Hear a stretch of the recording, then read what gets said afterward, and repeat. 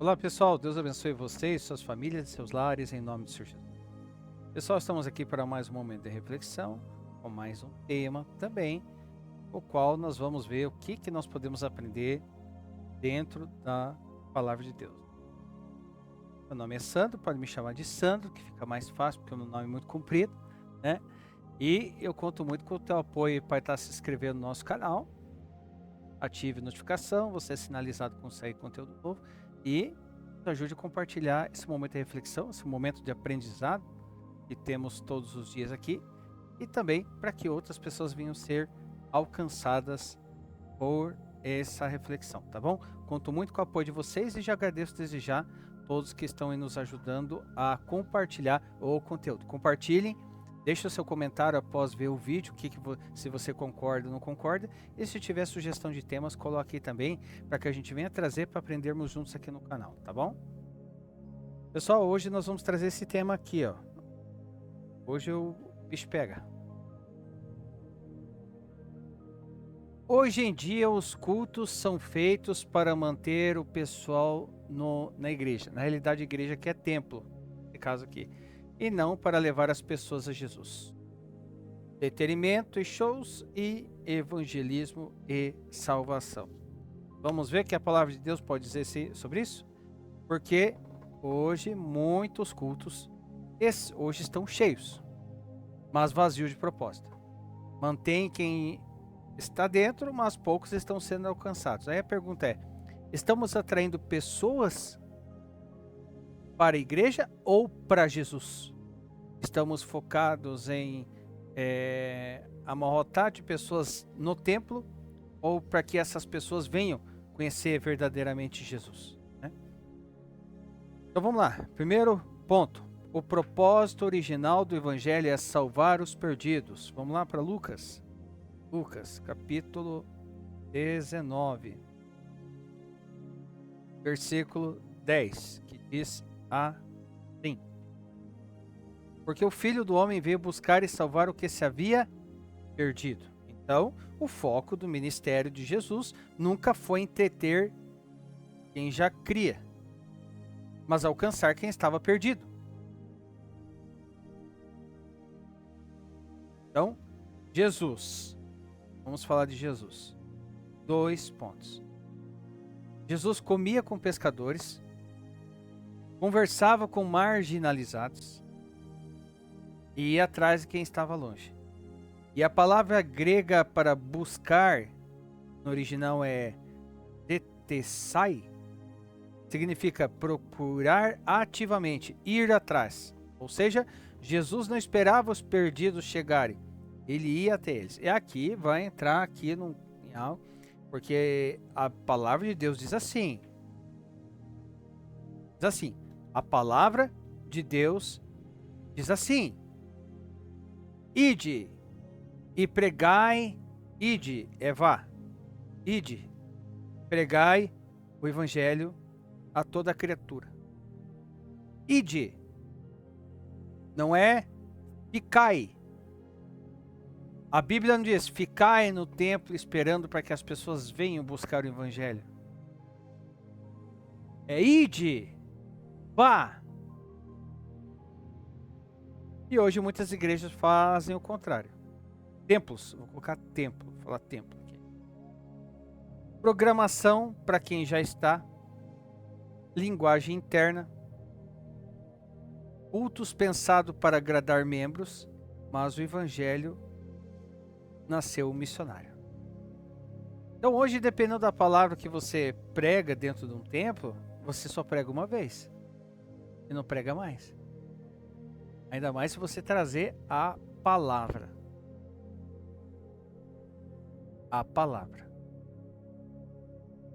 Segundo ponto: quando o culto vira entretenimento. Vamos lá para o livro de Timóteo. 2 Timóteo, capítulo 4, versículo 3, diz assim, ó: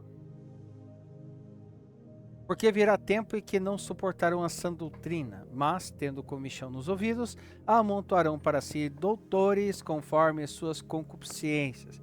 Eu já vi a história, gente, Eu já vi história de pessoas irem visitar uma congregação e pessoas que já são de Jesus, eram Jesus, tem o ministério da pregação. E o pastor fala assim: vamos fazer o seguinte, prega para mim. Como se dissesse assim: não, se prega para mim, vê o que você prega antes de pregar no templo. Dependendo da palavra que é pregada hoje, é uma vez só. Eu já tive experiência disso.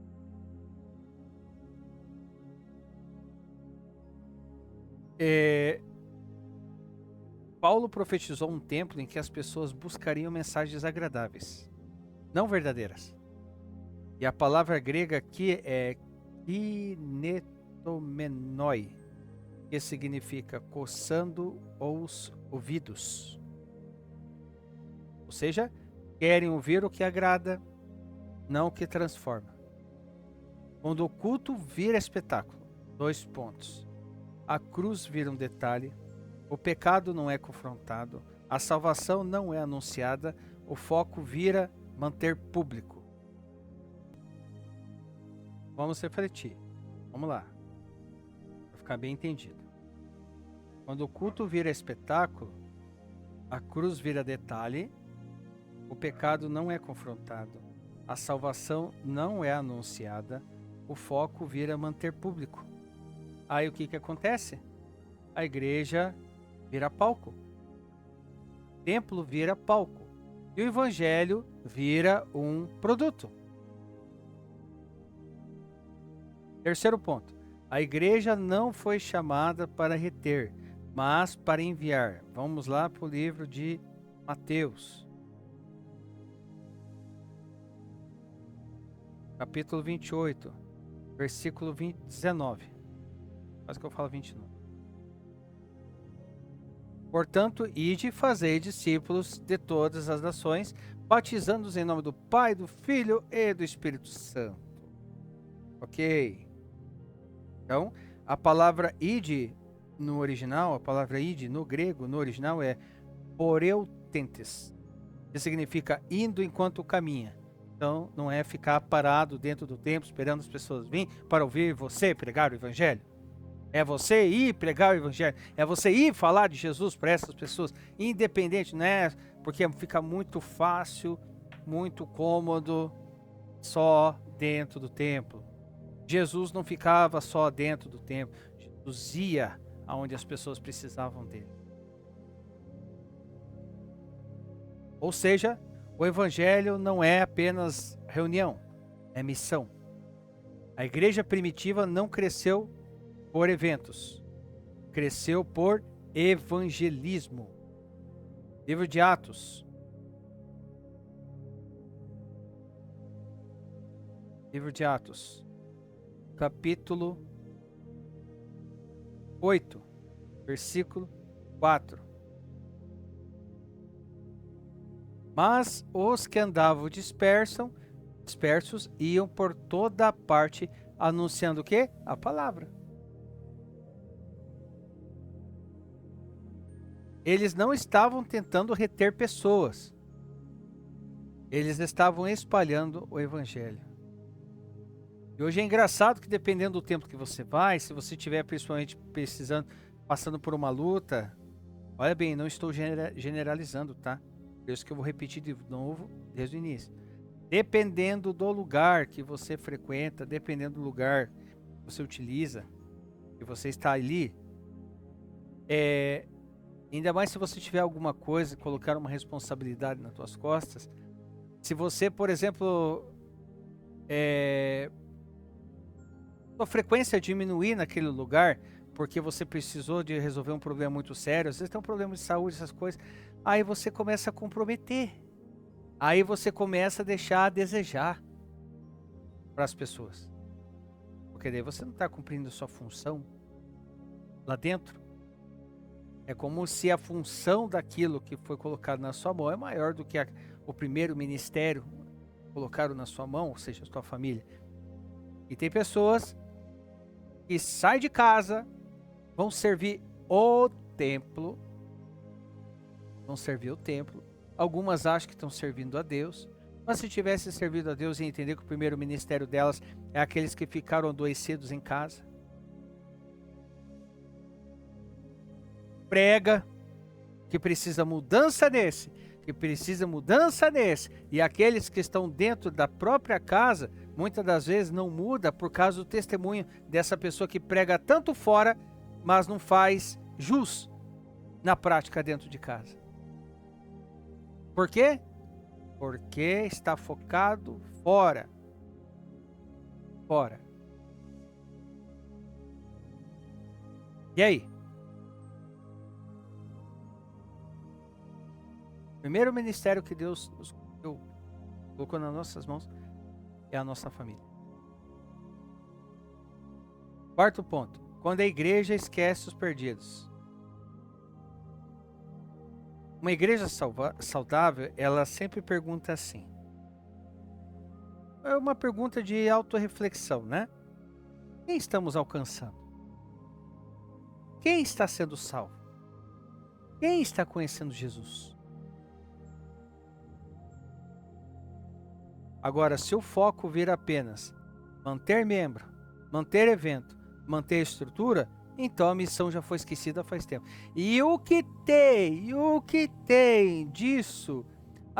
É chá daqui, café daqui, coisa daqui, e vai isso aqui, precisamos ali. E aquela irmãzinha, e aquela pessoa que ela está passando por dificuldades financeiras ali, ela não pode ir porque precisa pagar para estar naquele lugar, para ouvir a palavra. Tem uma palavra diferente lá. Lá tem uma coisa diferente.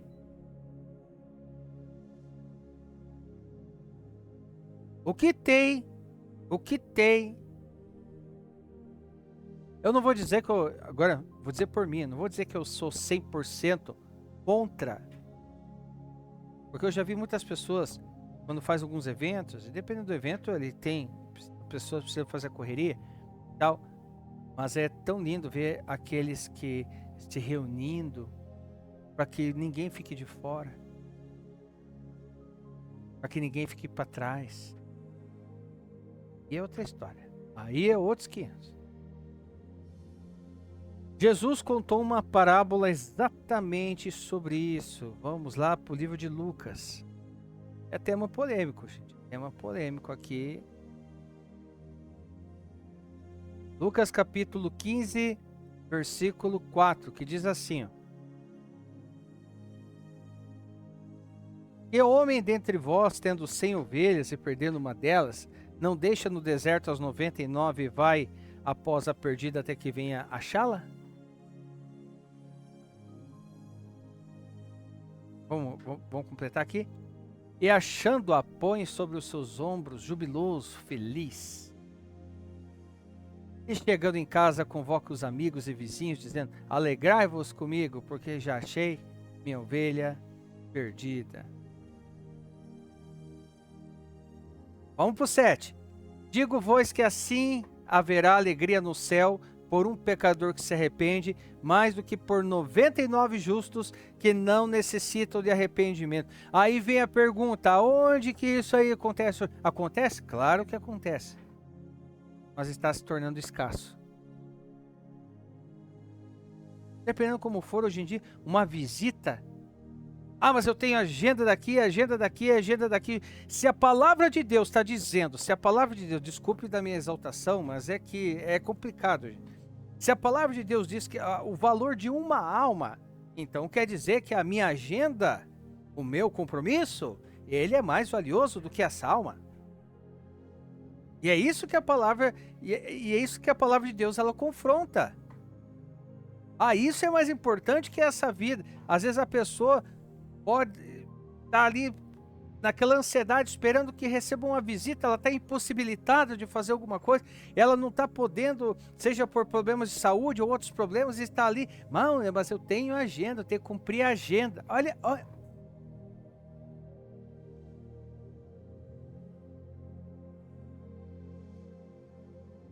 Mas vamos lá. O coração de Deus sempre está na ovelha perdida. Quinto ponto. O perigo da igreja confortável. Vamos lá para o Apocalipse?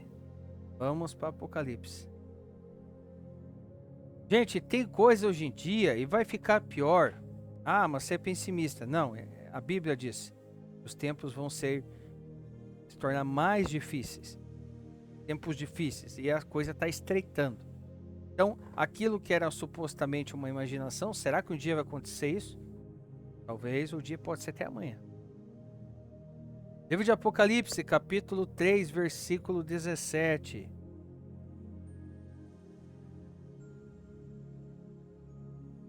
Como dizes, rico sou, estou enriquecido, e de nada tenho falta, e não sabes que és um desgraçado, e miserável, e pobre, cego e nu.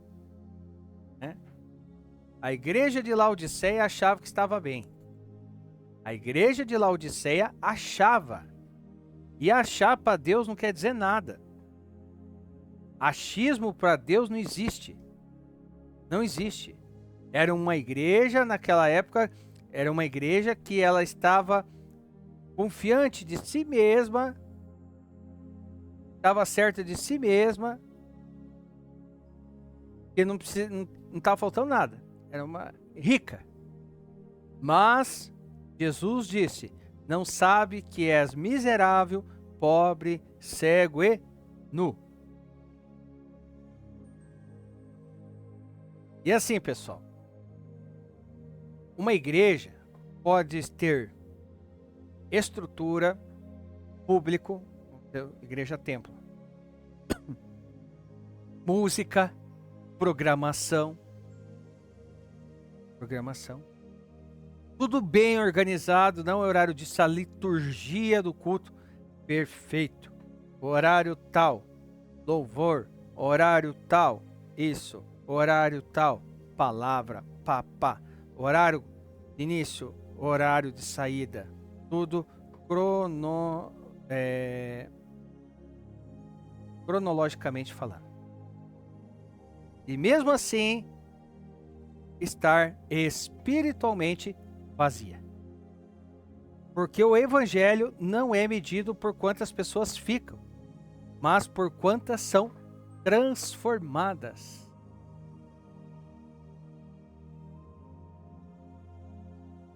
E aí nós chegamos aqui à conclusão de tudo isso. O culto não existe para manter pessoas na igreja. O culto não existe para manter pessoas na igreja, igreja-templo. Qual é a finalidade do culto? O culto existe para glorificar a Deus, anunciar o evangelho, transformar vidas e salvar os perdidos. A igreja não foi chamada para entretenimento, para entreter multidões, para que aquelas pessoas fiquem entretidas, para que elas venham fazer parte daquele entretenimento, para que elas venham se unir nesse templo, para que façam parte de todo o entretenimento. Não. Ela foi chamada para pregar a cruz. E para finalizar, vamos lá para o livro de 1 Coríntios, capítulo 1, versículo 23, que diz assim, ó: mas nós pregamos a Cristo crucificado, que é escândalo para os judeus e loucura para os gregos. Ou seja, quando Cristo volta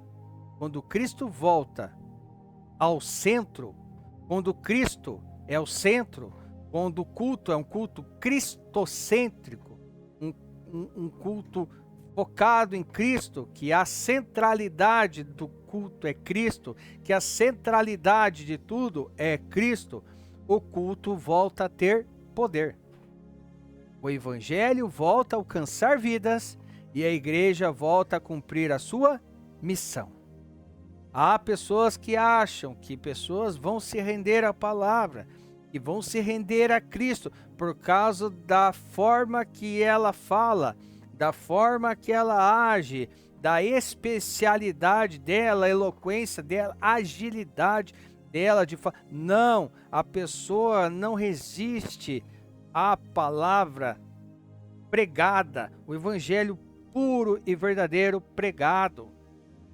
Às vezes a pessoa pode, eu já vi isso, a pessoa prega 2, 3, 5 minutos, 5 minutos, ou nem isso, conta um testemunho de algo que Deus fez na vida dela, pessoas são impactadas e aceitam, entregam a vida para Jesus a partir disso. Então não é habilidade, não é. É claro que assim, a gente tem que buscar aprender, mas não ser um profissional, e sim ser uma pessoa que entenda. É como uma ferramenta. Uma ferramenta, ela tem que estar, por exemplo, um serrote. Um serrote, ele tem a finalidade de cortar uma madeira.